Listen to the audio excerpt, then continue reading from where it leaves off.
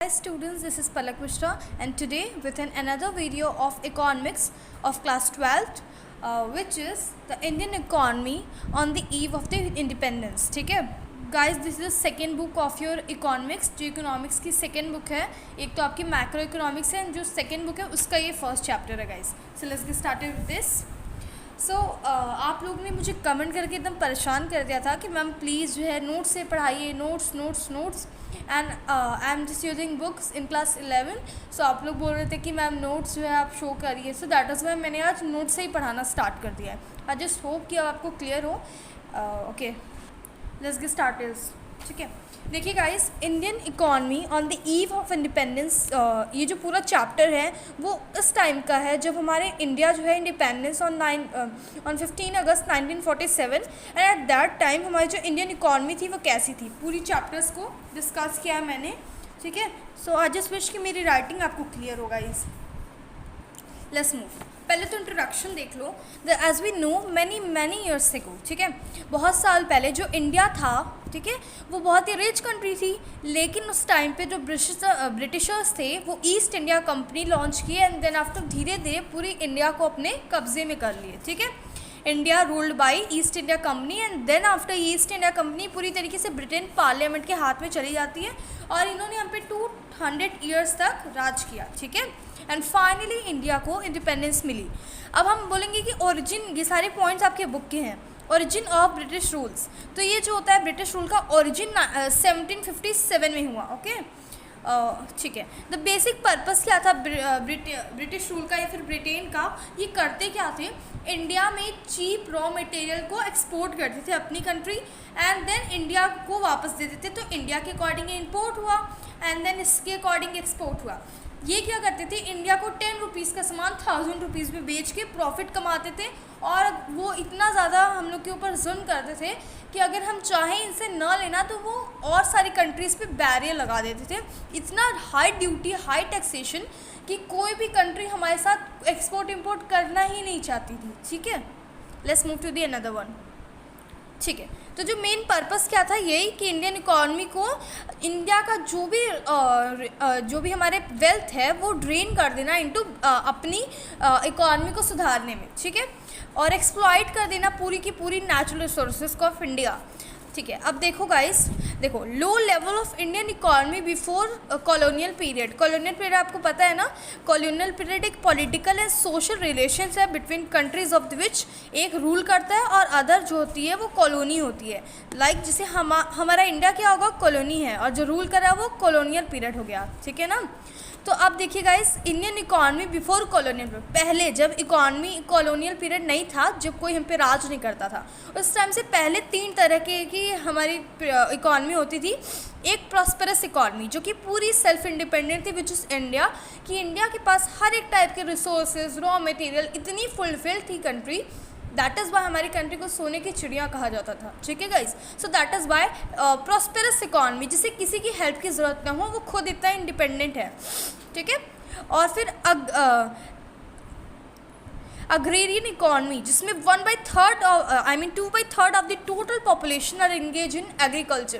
पहले के ज़माने में जॉब्स वगैरह होते थे नहीं ना, वो लोग क्या करते थे, एग्रीकल्चर करते थे. Agrarian economy. Then after well known handicraft economy, जो कि घर बैठे सब लोग हैंडलूम्स वगैरह, कॉटन, सिल्क, ये सारी चीज़ें कर रहे हैं, वो हो गई हैंडीक्राफ्ट इकॉनमी. ओके, और अब फाइनली मेन पॉइंट्स पे आते हैं. ये सारा तो कंसेप्ट था गाइस. देखो अब हमें किन किन चीज़ों के बारे में पढ़नी है. एक आपको पढ़नी economy at the eve of the independence में. फर्स्ट आपका industrial sector, foreign trade, infrastructure service, agricultural sector, demographic structure and occupational structure, which is of 3. ठीक है, एंड इसको आपको लर्न करना होगा by this if I can do right. इसमें आपका सी का कोई मतलब नहीं है, एन का भी कोई मतलब नहीं है. आपको क्या मतलब है, बस आपको मतलब है IFIDONA. ठीक है, so let's move to another one. See here guys, low level of national income and per capita income. Of course उस टाइम पे हमारी जो पर कैपिटा इनकम थी वो 0 थी. कैसे, let's see. Economic condition of nation can be judged with the data of the national income and per capita income. Economic condition को पर कैपिटा इनकम और नेशनल इनकम से जज कर सकते हैं ना. तो जो ब्रिटिशर्स ने कोई भी एफर्ट्स नहीं लगाए, to estimate India national per capita income, क्योंकि उन्हें तो अपना फ़ायदा था, इंडिया का वो पर कैपिटा इनकम बढ़ा के करेंगे क्या, आप ही बताओ। फिर सम इंडिविजुअल अटेम्प्ट्स, कुछ इंडिविजुअल अटेम्प्ट्स किए बाय दादा भाई नौरोजी, ठीक है, विलियम डिग्बाय, फिंडली, मेरी राइटिंग ही मुझे नहीं समझ आती कभी कभी guys Findlay, Shirras, V K R V Rao and R C Desai, ठीक है, ये सारे पर्सन्स ने बहुत सारे एफर्ट्स लगाए, ये सारे एक्सपर्ट्स थे हमारे, but all these provide conflicting.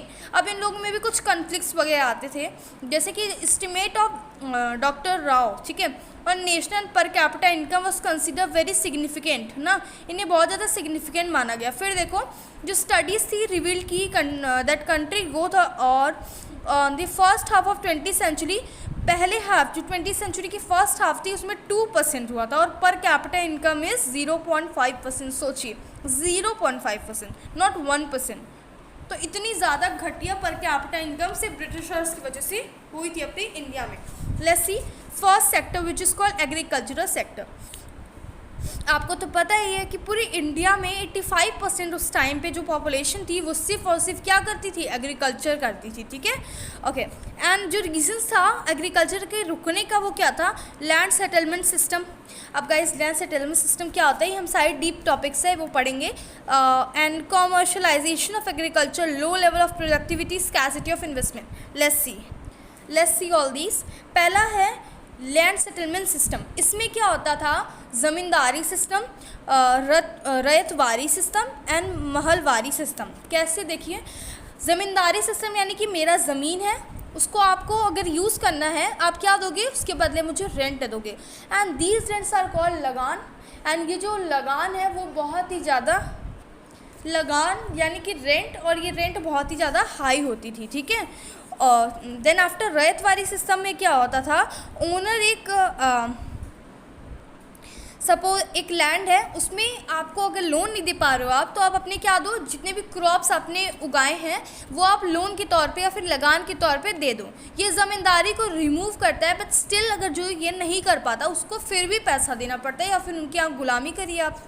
Mahalwari system में ब्रिटिशर्स के अकॉर्डिंग एक विलेज एक महल के अकॉर्डिंग है, और इसमें जितना भी परसेंटेज ऑफ क्रॉप्स है वो आप ब्रिटिशर्स को देना पड़ेगा, certain percentage which is fix by Britishers, ठीक है, ओके गाइस। सो सेकंड है कमर्शलाइजेशन ऑफ एग्रीकल्चर, जब फूड क्रॉप्स और कैश क्रॉप्स आते हैं। बिफोर ब्रिटिशर्स हम सिर्फ फूड क्रॉप्स को जानते थे जिससे हमारा खुद का सेल्फ कंजप्शन हो, जैसे वीट, राइस, मेज, ठीक है, लेकिन कैश क्रॉप्स जैसे शुगर केन इंडस्ट्री लगा दिया, इंडिगो प्रोडक्शन कर रहे हैं हम लोग, ऑयल सीड्स, टोबैको, ये सब क्या है बताइए, ये सिर्फ कैश क्रॉप्स है जिसे आप जो ऐसे क्रॉप जिन्हें उगाने से हमें पैसे मिलेंगे। Low level of productivity, there was no productivity due to, बताइए, due to low level of technology, due to irrigation unpresence, यानी इरिगेशन कैसे होती थी आपको तो पता ही है, कितनी ज़्यादा प्रॉब्लम्स होती थी, कुएं में से निकाल के। नेग्लिजिबल यूज़ ऑफ फर्टिलाइजर्स उस टाइम पे नहीं यूज़ होते थे। And at last scarcity of investment जो है ब्रिटिशर्स नहीं करते थे, वो उस टाइप की वहाँ पे करते थे जैसे इंडस्ट्रीज़ वगैरह में ही वो अपने इन्वेस्टमेंट करते थे। In the next video we will be going to discuss the industrial sector. Okay then bye.